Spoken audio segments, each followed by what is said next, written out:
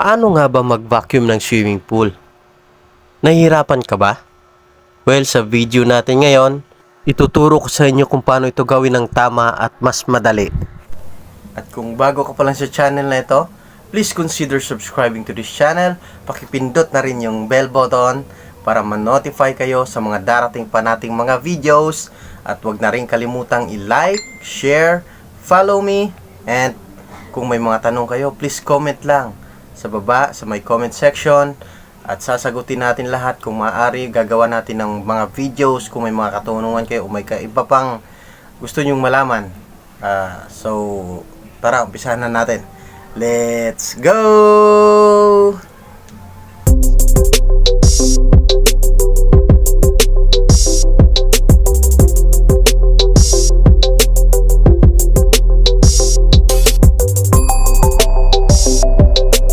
Hello mga ka-swimming pool, eto na naman tayo, si Junlu TV, nagbabalik para sa panibagong tutorial at sa panibagong video. Ngayon ay ituturo ko sa inyo kung paano ang tamang pagba-vacuum.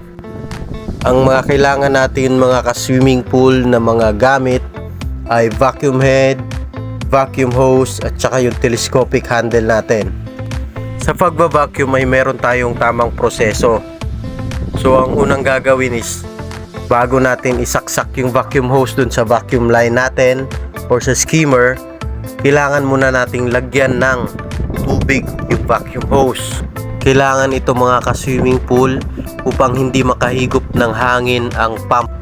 Ang paglalagay ng tubig sa vacuum hose po is ilulubog lang natin patayo. Ayan, yung vacuum hose. Yan, kung nakikita nyo, nakalubog na yung part na nasa ilalim. Pag lumutang po yung vacuum hose na yan, ibig sabihin may hangin pa. So, lulubog lang po patayo. Yan. Tapos, makikita nyo yan, lalabas yung tubig dun sa dulo. At pag lumabas na yung tubig dun sa dulo, huwag nyong iaangat yung dulo para yung tubig hindi bumaba. Kailangan nyo lang iangat yung bandang gitna. Doon kayo humawak kung malayo man kayo doon sa vacuum line or sa skimmer na pagsasaksakan ninyo. Ang ginagawa ko po is doon ako naglalatag ng vacuum hose doon sa malapit sa pagsasaksakan ko or paglalagyan ko ng vacuum hose.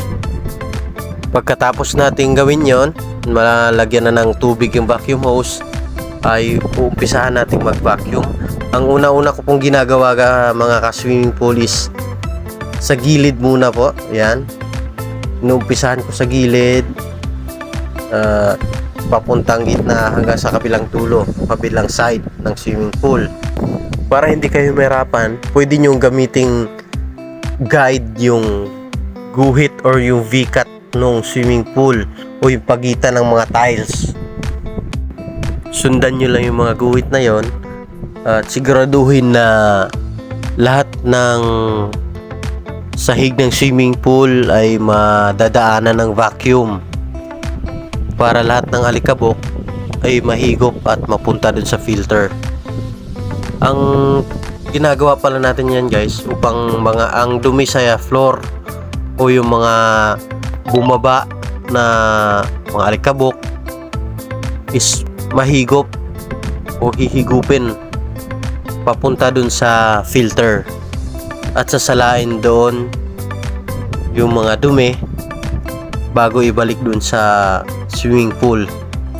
Pagbalik ng swimming pool, malinis na po yun.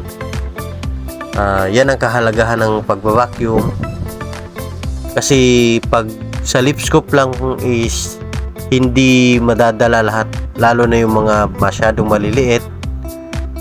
Yan na po yung magiging gamit ng pagba-vacuum natin para sa mga dumi na hindi na kayang tanggalin ng lip scoop. Bago pala tayo mag-vacuum ay siguraduhin nating walang malalaking dahon, mga bato na nasa ilalim na pwedeng mahigop ng vacuum, at maaari din itong ikabara doon sa linya o sa tubo. Pag nangyari yun ay malaking problema po yun. At kailangang i-lip scoop muna bago magva-vacuum. Kung paano ako dumiskarte, kung paano rin mas mapabadali yung pagli-lip scoop, ay may video na akong ginawa doon sa mga nakaraang video ko. Balikan nyo na lang po.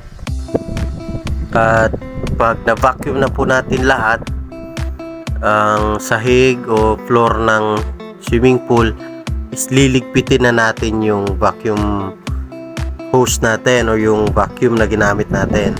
Unang gagawin is tatanggalin muna yung nakasaksak. Hindi muna natin iaangat yung vacuum head sa tubig para hindi makahigop ng hangin yung pump natin. Importante po yun, hindi hihigop ng hangin ang pump. Pwede kasi itong makasunog ng ating motor. At ngayon naman, tanggalin yung telescopic at i-roll natin yung vacuum hose. Yan. Ganyan po ang pagliligpit ng vacuum hose. Iikot lang po. Yan. Yung kabilang dulo naman, hayaan lang natin para doon naman lumabas yung tubig. Ganyan lang po ang tamang pag-vacuum. So hanggang dito lang muna tayo. At abangan ang mga susunod nating mga videos. At sana'y may natutunan kayo. Muli, salamat sa panunood. At kung hindi ka pa nakasubscribe, isubscribe mo na yan. Pakipindot na rin yung bell button. At huwag na rin kalimutang mag-iwan ng comment dyan sa comment section. At muli, ako'y nagpapasalamat. Hanggang sa susunod nating mga videos. Bye-bye!